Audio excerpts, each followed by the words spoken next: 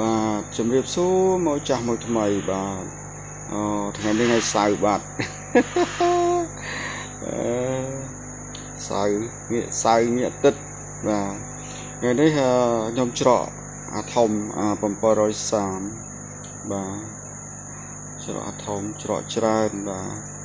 ដើម្បីទុកឲ្យម៉យដែលគាត់កំងបាទហើយសូមជំរាបបន្តិចសាវូម៉ាក63នេះសាវូរបស់ខ្ញុំហ្នឹង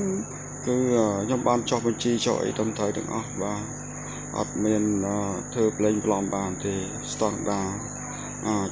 ប្រើប្រាស់បានសម្រាប់បងប្អូនដែលយកទៅលក់គាត់លក់បាន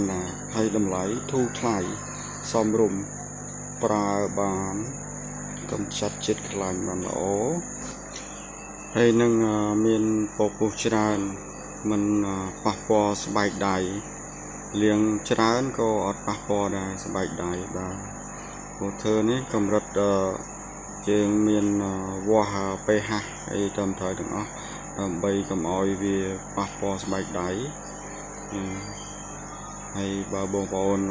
គាត់ចង់បានគាត់អាចទំនាក់ទំនងតាមឆាតបានបាទអរគុណច្រើនមកចាស់មកថ្មីបាទដែលបានគ្រប់គ្រងសាប៊ូម៉ាក63បាទអរគុណច្រើន